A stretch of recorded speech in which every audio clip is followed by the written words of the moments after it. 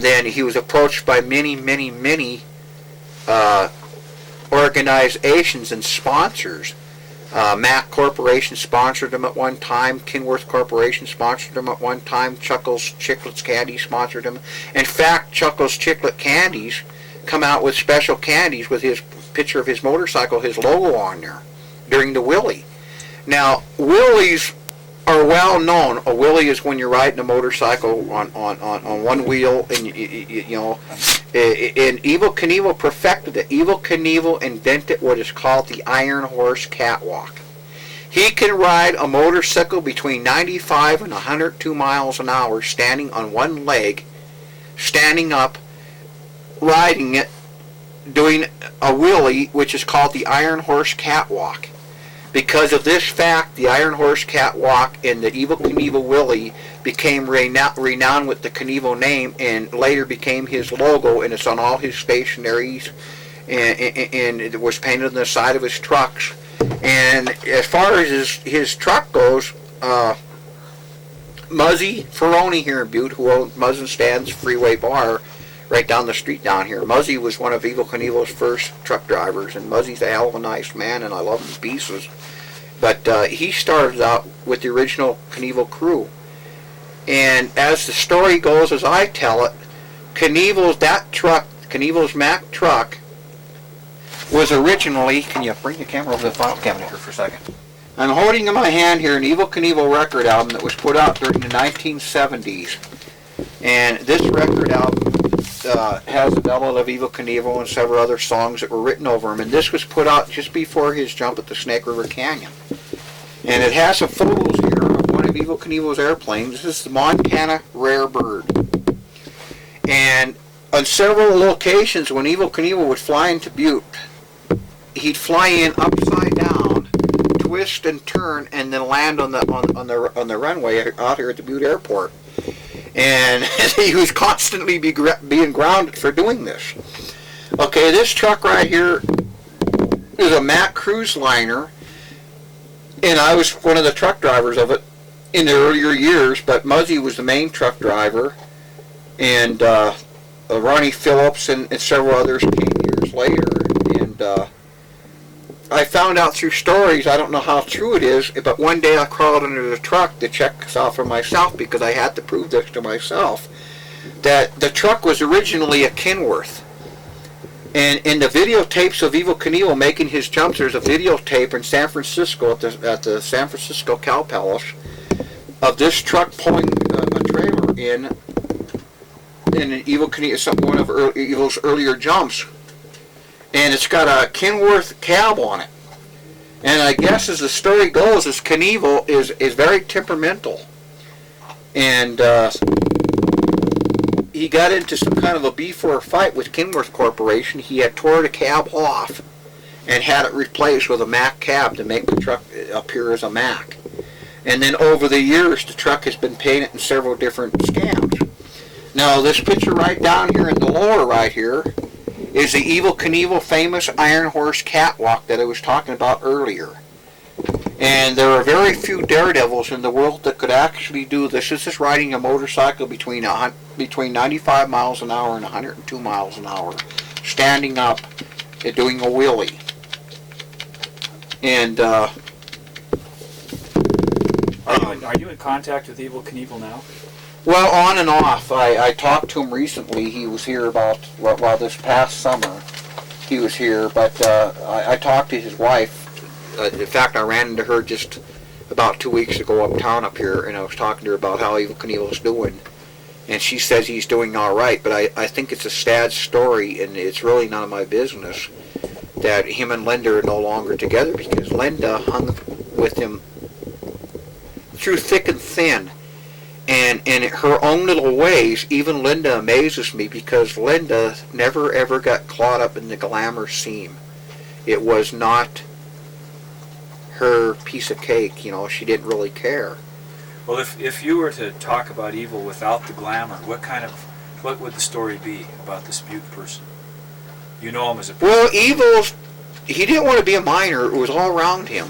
And he has tried several things. Evel Knievel can sell refrigerators to the Eskimos because he has a hell of a sales pitch. He has a charisma that is unlike no other, and he's 99.9% of it is just total BS, but he sells it, and he's a living proof that crap sells faster, than anything else.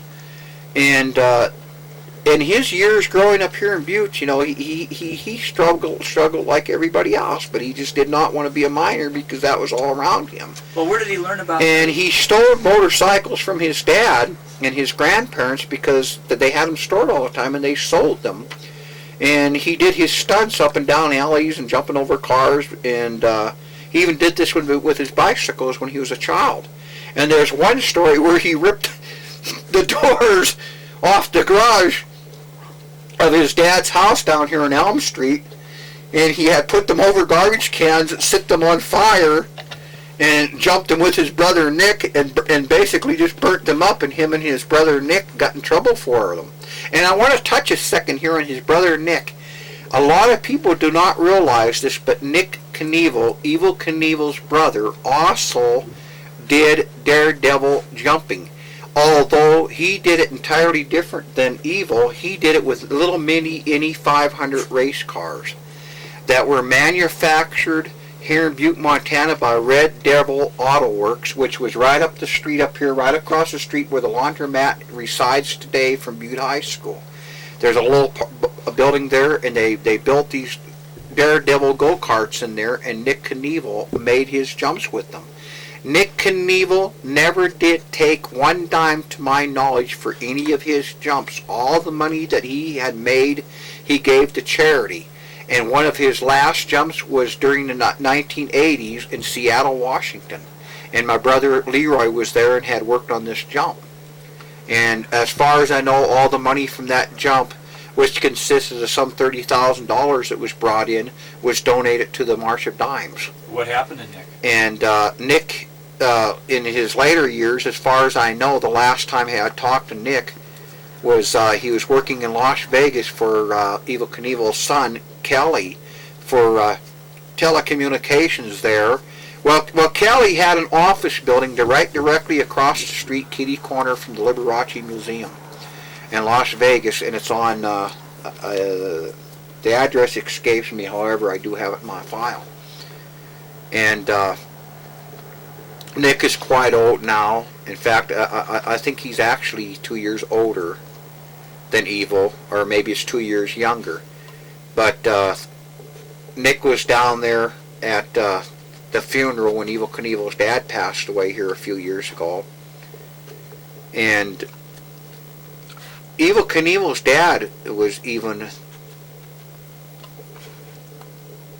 He was a very shrewd businessman in the sense that he had brought race cars to Butte. He was instrumental in part of the Indy race car circuit. In fact, when he passed away, when Evel Knievel's dad passed away, Robert Knievel, that resided down here in Elm Street, several race car drivers and famous people came in to the funeral, which was down here at Whiteside, or Waylon Richards Funeral Home. And afterwards, there was a reception at the War Bonnet Inn. There were so many people that they were actually flying them in with private jets. And they rented a great big room down there, and it was the atmosphere of a big party. But there was an accumulation of so many wealthy and renowned people that were famous in the motorcycle business and in the race car business. And in fact, Evel Knievel's dad and grandfather had purchased Evel Knievel's first race car, which was like a little mini Indy 500 race car. And Evel Knievel got interested in the race car business, and in this book here, there's a picture of Evel Knievel's first race car.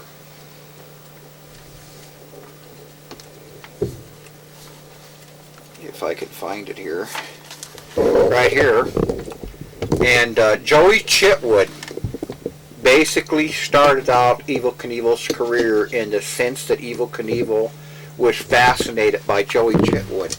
Who is Joey Chitwood? And Joey Chitwood was a stunt man, and he came here to Butte, and he put on shows where he had jumped off of ramps with cars and did the dynamite crunch where he would smash his car into other cars.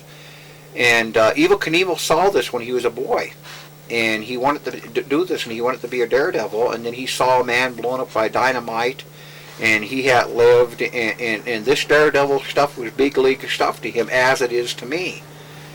And this is what he wanted to do. He knew right there and then that this is what he wanted to do. So he started out making jumps in Pocatello, Idaho, and through the Wyomies, and in Montana and Washington. And he did this one stunt, I believe it was in Idaho, where he'd jump up in the air, he'd spread his legs, and he'd have the motorcycle come right between his legs.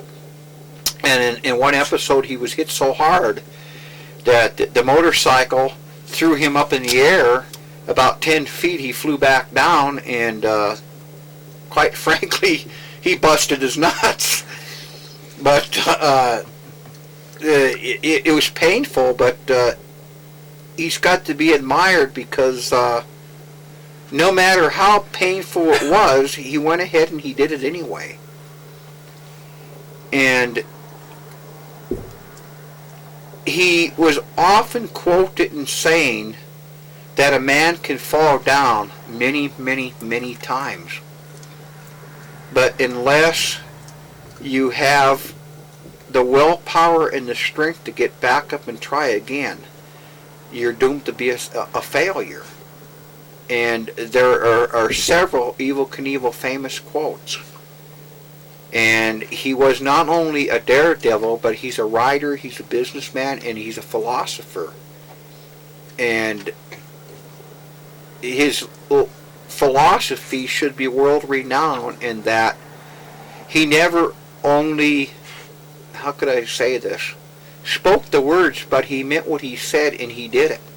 You know, it's like saying, well, you know, don't talk the talk unless you can walk the walk or whatever.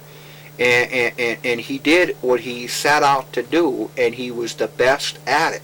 And many daredevils came to follow. Super Joan Einhorn and Alice Edwards, and many, many daredevils came to follow. And there may be other daredevils out there that are better than him. You know, this is a fact. However, when people think of the motorcycle jumping, they're always going to think of Evel Knievel because he started it. And because of it, he came back to Butte, Montana. He spent his money here.